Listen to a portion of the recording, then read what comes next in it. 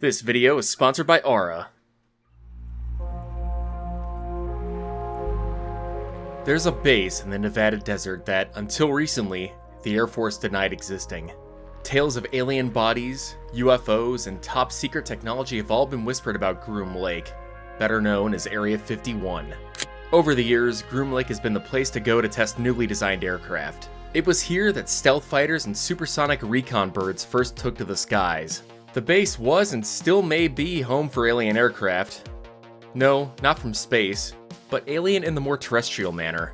Amidst the clandestine days of the Cold War, Area 51 was host to Soviet aircraft. While many Soviet fighters have operated from Groom Lake, today we'll focus on 3 individual fighters, each one surrounded by tales of espionage and defection. Sit back and relax as we delve into the first 3 MiGs sent to Area 51. Fire rains down from high. And Groom Lake's homey airport, more commonly referred to as Area 51 in the media, was originally built in the 1950s for the CIA to test top-secret aircraft, most notably the U-2 spy plane. The base was built over the small Indian Springs Auxiliary Field which serviced the larger Indian Springs Airport, now known as Creech Air Force Base. Groom Lake was chosen for its salty, flat surface which would offer a safe landing area for most aircraft. It also had the benefit of being far away from the public eye, being in the middle of the Nevada desert but close enough to civilization to allow supplies and staff to be brought in. The origin of the Area 51 moniker is still up for debate, but CIA documents notably use the term as far back as 1967. For the sake of this video, I will be referring to Area 51 primarily as Groom Lake, however it has also been called Dreamland or Paradise Ranch. And on that note of secrecy, I want to introduce today's sponsor, Aura. Just like the Air Force protects its secrets, you should be able to protect your identity as well. I've been using Aura lately, and I'm absolutely floored at how easy it is to use and how effective it is at protecting my personal details. As someone who's had their bank account busted into in the past... You had your bank account busted into? Yeah, like 10 years ago. Thought you were lying. No, I really did. Oh. As someone who's had their bank account busted into in the past, I really do wish I had something like Aura back then, and I'm honestly happy to be able to offer you guys a chance to use it too. Trust me on this one. Protecting yourself online now will save you a whole heap of trouble down the road. Ne'er-do-wells are always looking for innocent people to prey on, and you'll have a personalized shield with the services Aura provides. Click the link in the description below or go to aura.com/FalconsFighterTales for a 14-day free trial. Not only will you be able to experience peak online identity protection, it'll help me out too. Alright, let's get back to that desert. Through the 1950s and 60s, Groom Lake was home to both the U-2 and Blackbird programs. It was around this time that unidentified flying object reports began to rise. The U-2, flying at 60,000 feet in its silvery aluminum skin, would easily cast a bright glare miles away. Sunlight cresting over the Earth would reach the spy plane, while the land below would be shrouded in darkness, creating an otherworldly apparition. The later Blackbird programs which spawned the A-12 and SR-71 are also likely culprits for UFO sightings, as no other plane in the world looked like them at the time. The mystique of Groom Lake was built further into the 1970s and 80s during the development of stealth aircraft which looked even farther from what one would expect an airplane to look like at the time. The media loved it. The base with its alien-looking aircraft was a prime target for documentaries, merchandise, and fanatical tales. I've heard people say that sneaking onto the base yields harsh punishments including fines, arrests, and worse. Honestly, these claims are absolutely correct. Being a military facility, top secret or not, it's not surprising that security is of the utmost importance. Trying to sneak into Groom Lake would yield the same results as though someone were trying to hop into a fence at any Air Force base. You'd get your ass kicked, and I don't recommend trying it yourself. We can again thank the media for playing up the drastic security measures around the base. Gotta sell those bobblehead aliens. The Air Force did officially admit that the base exists as a separate facility in the 1990s due to a civil case involving extreme health problems suffered by staff members. I definitely recommend you look into the Kaza vs. Browner case from 1997 for more information on that mess. High-performance spy planes and stealth fighters weren't the only aircraft to call Groom Lake their home, however.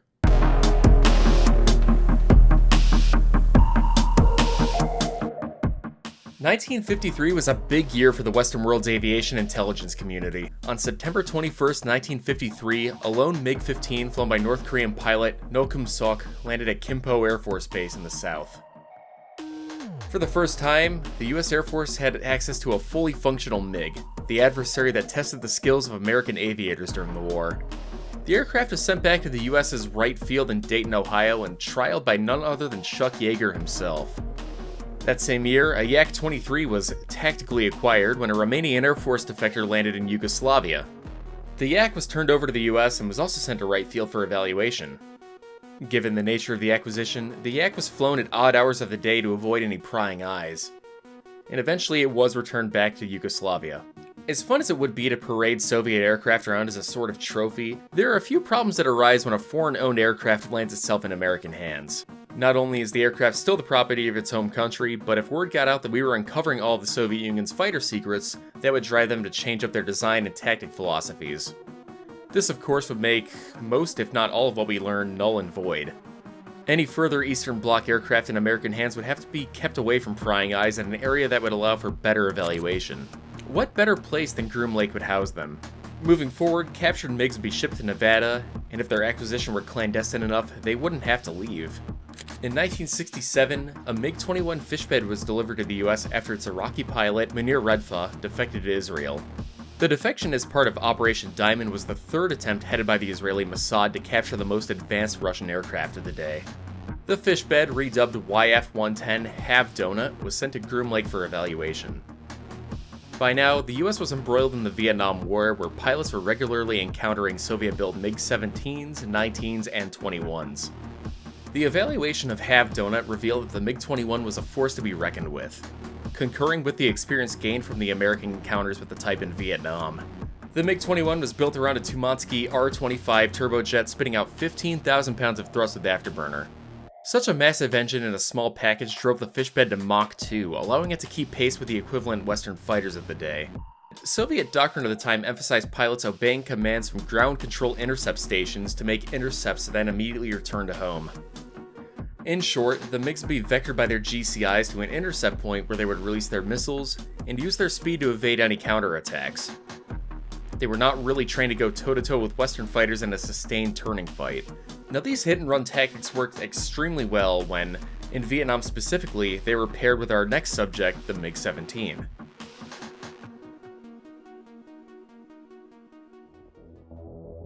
The older MiG-17 Fresco was used to great effect in Vietnam and the Middle Eastern conflicts of the 1960s. Unlike the MiG-21 that was turned over in a defection, a Syrian MiG-17 Fresco was sent to Groom Lake after it mistakenly landed in Israel. The Fresco was also given a codename, Have Drill, and joined the growing adversary fleet. Have Drill yielded remarkable results when used in mock dogfights against American pilots. It was able to defeat any American aircraft in their first flight. The evaluation determined that overconfidence and a lack of dogfighting training played to the MiG pilot's advantage. The Fresco, an old design by 1968, was underestimated by many American pilots, who would then fall for the fighter's advantages. Good nose pointability at low speeds, a small profile making it hard to see, and the ability to pull sustained HE turns. Unlike Korea, our pilots hadn't been properly trained to fight in a turn-and-burn dogfight, and our attrition rates rose to an unacceptable level when fighting the North Vietnamese Air Force. As I covered in my F4 video, despite having the means to engage targets beyond the visual range in the Vietnam conflict, they were forced to get in close to visually identified targets. This quickly developed into close-in knife fights. What it comes down to is that American pilots weren't as trained to get up close with the more primitive Soviet MiGs, and it bit them in the ass. Of course, the captured MiGs helped remedy that problem. When the US Navy Fighter Weapons School was formed in 1969, the data from Have Drill and Have Donut were vital in forming the syllabus.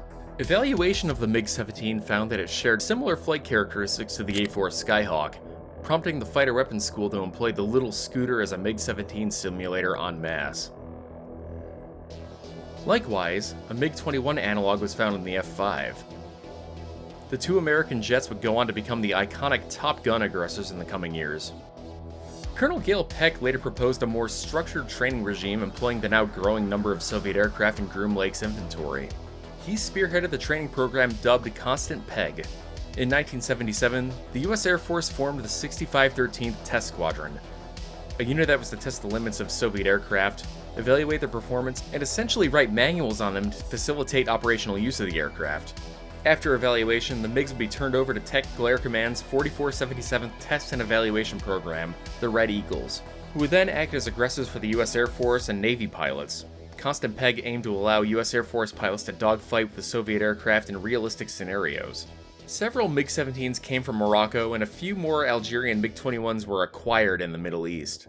The 1970s saw a new generation of Soviet fighters coming into service, most notably the MiG-23, NATO codename Flogger. And of course, the Americans had to have one too.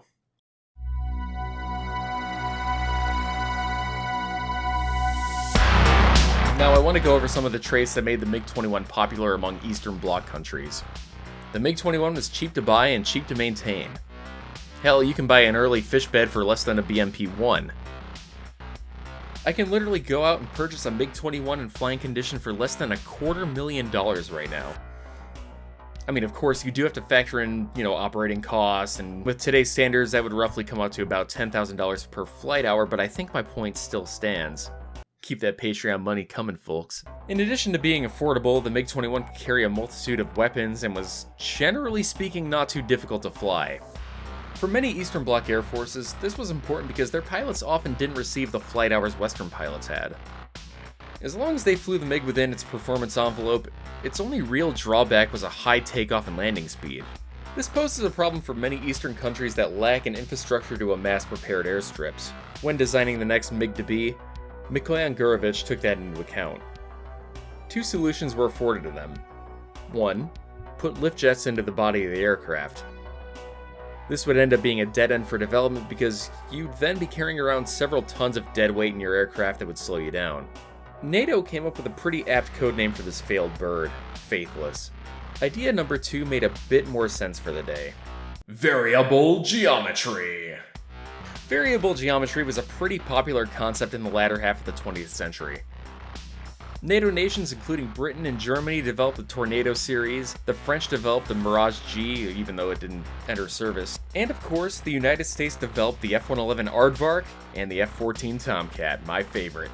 The Soviets, keeping a watchful eye on Western aircraft development, first toyed with swing-wing technology on their Su-17, an evolution of the Su-7 fitter ground attack platform. The Sukhoi design had a hinged outer wing which negated the need to develop articulating hardpoints, as the weapons could be kept inboard. A true full swing wing would be implemented on the MiG-23, which, in all fairness, did reduce the takeoff and landing roll. Because it was meant to operate from poor runways, the 23, NATO codename Flogger, even featured mudguards on the robust landing gear it packed. As the first MiG intended to add beyond visual range tactics to its repertoire, the Flogger was to be fitted with a massive radar, the Sapphire 23 series. Of course, the larger size of the aircraft warranted a power plant with enough smash to get it to Mach 2. The Tumansky R-29 turbojet was born, a massive engine which, in theory, could offer 22,000 pounds of thrust with the can lit, rivaling that of the American J-79 used by the F-4 Phantom. Like most Russian equipment, a lot of this sounded great on paper, but the reality of the Flogger would soon be revealed to the Americans earlier than expected.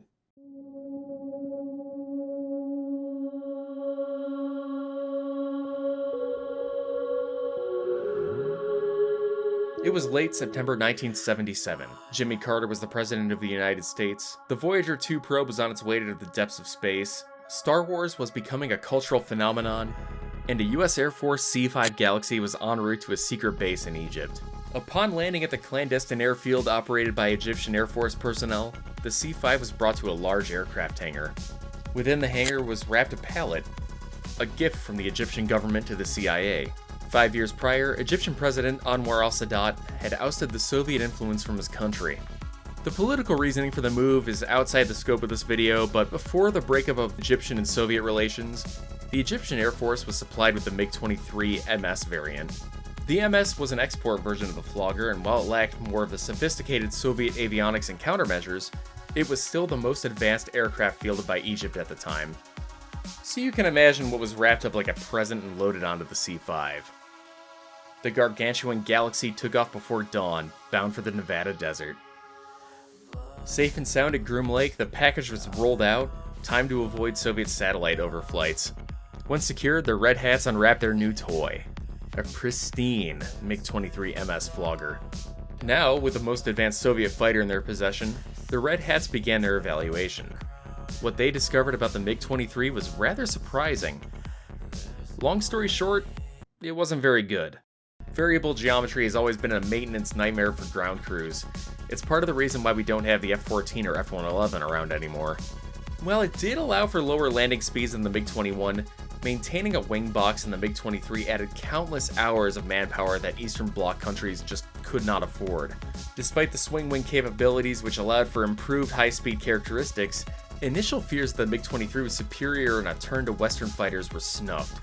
As it turned out, the Flogger's performance was akin to that of the F-4 Phantom, which by this point was being replaced by the F-15 and F-16. The Sapphire 23 radar also lacked the range of the F-4's AN/APQ-120. With a range of about 13 miles versus the F-4's 50 or so miles, Soviet radar technology still lagged behind the Western world. Of course, there are many factors that go into radar range and the employment of such systems, and yes, the MiG-23 still relied on ground control intercept to guide to a target, but the MiG almost had hallmarks of a late 1950s era Western aircraft versus a frontline fighter of the 1970s. Continuing the comparison of the F-4, the MiG-23s carried less ordnance and could only pack 4 air-to-air missiles versus the Phantom's 8. The Flogger was also a handful to fly in a dogfight. You think the F-104 was an easy plane to depart? American Red Air pilots resorted to painting a white line in the MiG's cockpit as a guide to crank the flight stick to in the event of a departure.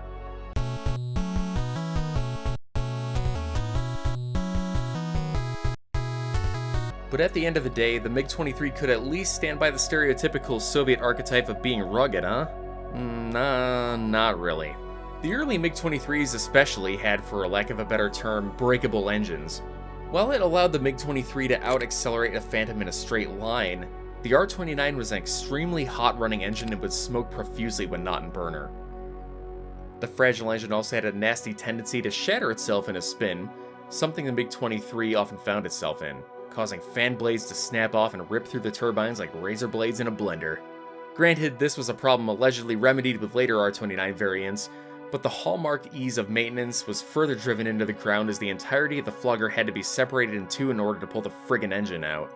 Oh, and if that wasn't bad enough, the R-29 engines were only made to last around 150 hours. Not just for an overhaul, mind you, but for a complete replacement. The Soviet Union really didn't see this as a problem because any of its allies utilizing the MiG-23 would have to run back and buy more replacement engines. So, we have a Soviet fighter following decade-old conventions, offering zilch in the way of innovation, is a maintenance nightmare, and constantly breaks itself if you breathe on it wrong. To top it all off, it couldn't even pack much heat when it did make it to the fight. No wonder over 100 Floggers have been shot down worldwide when they only achieved 25 kills in a 50-year period. That's a 1-4 kill ratio. To be frank, that is an absolutely dismal career. In fact, most Soviet aircraft have an adverse kill ratio, but that's an even bigger story. My buddy Anamarchy History has been working on a deep dive into the entirety of Russian aviation history going back to before World War I. It's a hell of a project, and I definitely suggest checking that out if you want to learn more.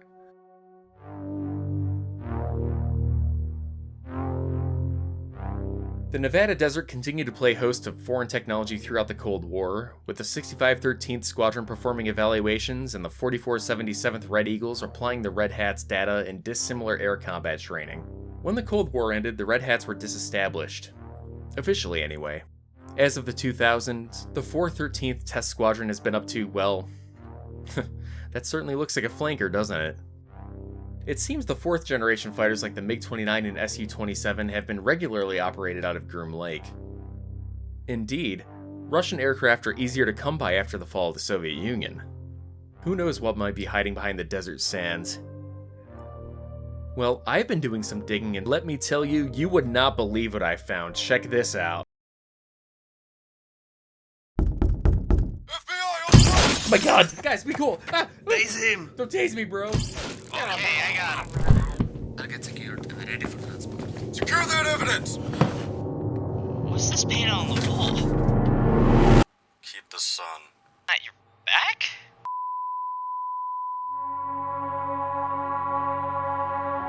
Alright, so they let me have one phone call, so I'm gonna use it to thank my Ace of Aces tier on Patreon, so here we go! Shockwave, FB, Weefy, Chris Quinn, Deuce, Pecops, Chuck45, Jake Fuentes, Tico, Captain Fantastic, The Administrator, Iron, and Kodai. Okay, so bail is set for about 25,000. If we band together, we can